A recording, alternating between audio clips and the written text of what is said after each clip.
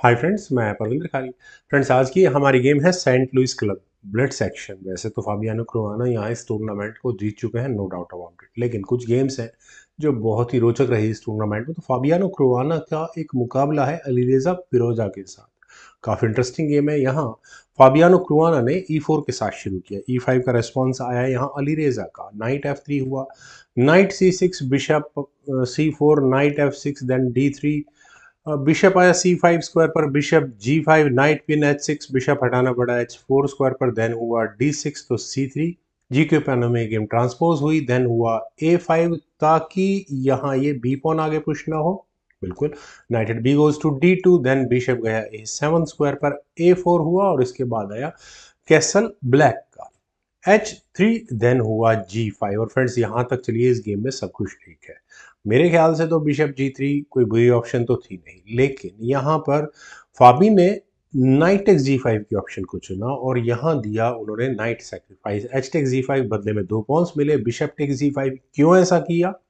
King G7 यहाँ पहले black ने किया ताकि नाइट पर डिफेंस हो सके, क्योंकि वाइट का ऑब्वियस मूव यही आने वाला है, क्वीन F3। बिशप आया E6 स्क्वायर पर, देन रुक F1, रुक H8, और इसके बाद अब कहीं जाकर फाबी ने कैसल किया towards long side, night B8। और फ्रेंड्स, यहां से नाइट B8 का मतलब यही है कि सिर्फ इसको रीशफल किया जाएगा, F6 स्क्वायर पर डिफेंस को और मजबूत करने की कोशिश है। तो यहाँ इस पॉइंट पर व्हाइट क्या करे?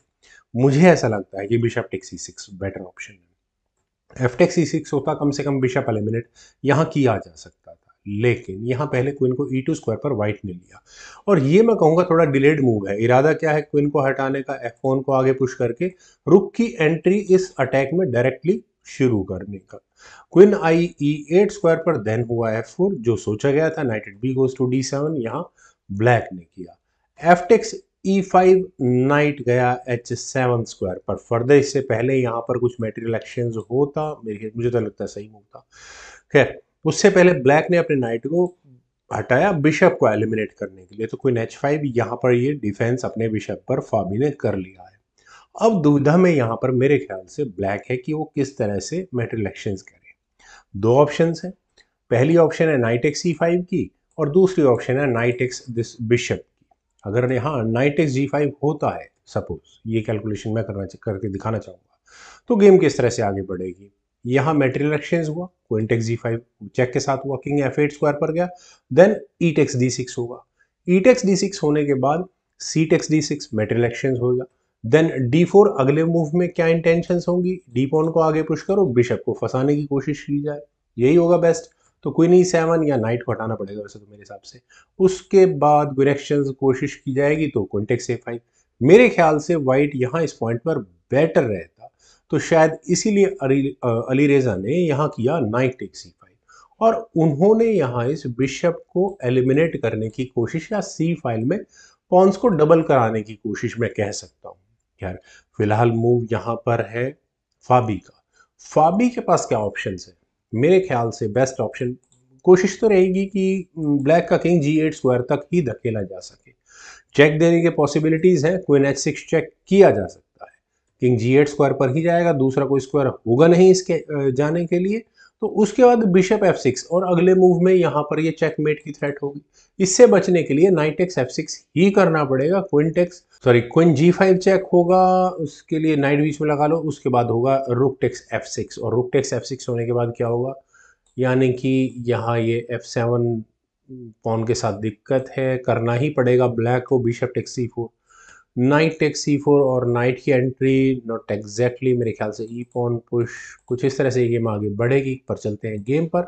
यहाँ क्वीन की चेक को ऑप्ट ना करके फाबी ने काफी एग्रेसिव गेम प्ले किया, उन्होंने बिशप से दी चेक, किंग यहाँ गया G8 स्क्वायर पर, किंग वहीं गया, लेकिन फिलहाल कम से कम व्हाइट अपनी क्वीन से कोई चेक नहीं दे सकता। बिशप एक्सचेंज कराने का मतलब है क्वीन एक्सचेंज करवानी पड़ जाएंगी व्हाइट को, ये आपको नजर आ गया होगा। खैर, तो फाबियानो ने यहाँ काफी इंटरेस्टिंग मूव खेला। इंटरेस्टिंग मैं किस लिए बोलूँ, उन्होंने यहाँ डी पॉन को आगे पुश किया है, और क्या वजह है यहाँ बिशप सेक्रीफाइस की, और क्यों ना लिया जाए?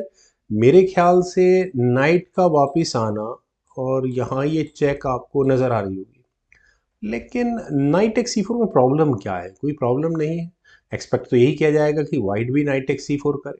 खैर, यहाँ रुक F3, यानी कि अपना बिशप फ्री में दिया है फिलहाल फाबी ने। और अगले मूव में क्या इंटेंशंस हैं, नो डाउट यहाँ पर ये चेक देने की तैयारी है। तो ब्लैक के पास क्या तरीका है, नाइट को F8 स्क्वायर पर लेकर जाओ और जैसे ही चेक आए अपने नाइट को बीच में लगा दो। तो रुक eight D goes to F1, यहाँ अपने रुक्स की बैटरी प्रिपेयर की। कहीं ना कहीं देखा जाए तो F7 स्क्वायर पर कुछ ना कुछ प्रेशर बनाने की तैयारियां तो है। आप देखेंगे कि डी पॉन आगे पुश होगा, बिशप को हटाना पड़ेगा, फिर कुछ हो सकता है वहां पर, वो नजर आ रहा है। मेरे ख्याल से ब्लैक अगर यहाँ एग्जैक्टली इस पॉइंट पर नाइट एक्स D2 के लिए जाता है तो कोई बहुत बड़ी प्रॉब्लम है नहीं, या है? रुक से चेक आएगी, नाइट बीच में लग जाएगा, किंग टेक्स D2 किया जा सकता है। खैर, गेम पर चलते हैं। यहाँ सेफ्टी फर्स्ट अलीरेजा ने अपने नाइट को लिया G6 स्क्वायर पर। रुक का इश्यू आपको नजर आ गया होगा। अब ये वाइट का रुक कहाँ जाए, चलिए रुक गया यहाँ से G3 स्क्वायर पर। और यहाँ इस पॉइंट पर जिस तरह से ये गेम आगे बढ़ी थी, उस वजह से मैं कह रहा हूँ कि ब्लैक को अपने रुक को H7 स्क्वायर पर लाना चाहिए था, लेकिन यहाँ अलीरेजा ने नाइट टेक्स D2 के ऑप्शन को चुना। King takes D2 intuitive move है, खेला जाना चाहिए था, कोई वजह नहीं है, क्योंकि यहाँ रुक पर भी टारगेट लग रहा है। लेकिन यहाँ पर रुक F6 के ऑप्शन को फाबी ने चुना। मटेरियल पर मटेरियल सेक्रीफाइस हो रहा है। फर्स्ट नाइट जिसके बदले में 2 पॉन मिले थे गेम की शुरुआत में, फिर लाइट स्क्वायर बिशप यहाँ इस C4 स्क्वायर पर, और अब ये नाइट नाइट बड़े ही आराम से वापस जा सकता है। लेकिन रुक यहाँ परेशान करने के लिए गेम को पहुंच चुका है। आप यहाँ देख सकते हैं कि क्या दिक्कतें आने वाली है G6 स्क्वायर पर। खैर, यहाँ अब किस तरह की ऑप्शन है, क्या ब्लैक अपने नाइट को बचाने के लिए जा सकता है? जस्ट फॉर एक्सप्लेनेशन, अगर यहाँ नाइट B3 चेक का ऑप्ट किया जाएगा, लेकिन उस चेक को देंगे क्यों यार, इस नाइट के जाने के लिए कोई स्क्वायर भी नहीं बचेगा।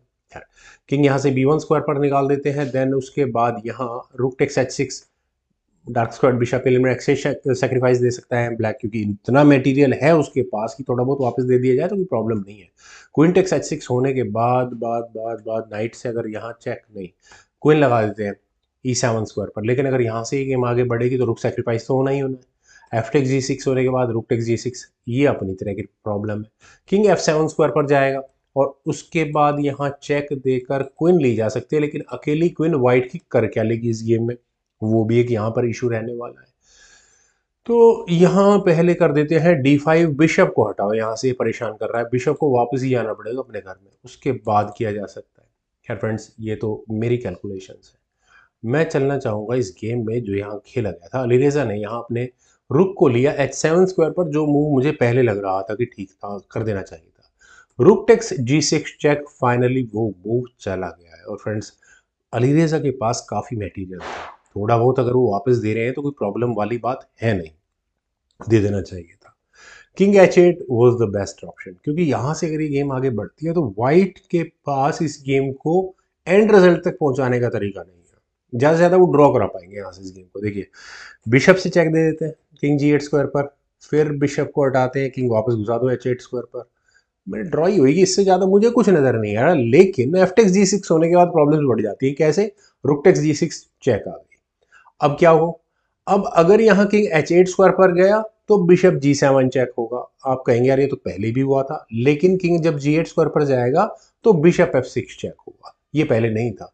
आप देखेंगे कि रुक गंवाना पड़ जाएगा। अब किंग के जाने के लिए सिर्फ F5 के 2 स्क्वायर्स अवेलेबल है। चलिए दूसरी कोई ऑप्शन तलाशते हैं।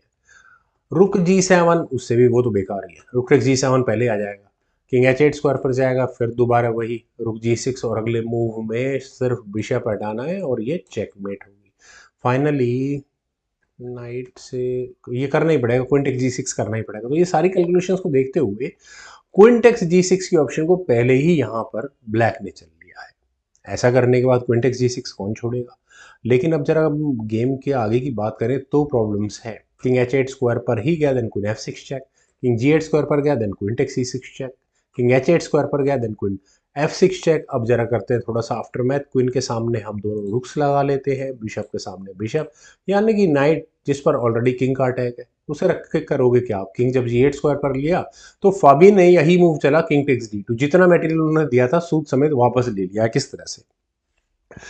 पहला एक्सप्लेनेशन तो यही है कि इस मूव के चलने के बाद अली रेजा फिरोजा का आया रेजिग्नेशन। दूसरा एक्सप्लेनेशन ये कि जैसे मैंने कहा, क्वीन के सामने दोनों रुक्स को लगा लेते हैं, बिशप के सामने आ गया बिशप। अब दारोमदार आता है पॉन्स पर, 4 पॉन ब्लैक के पास है, 5 और 2 7 पॉन्स वाइट के पास है।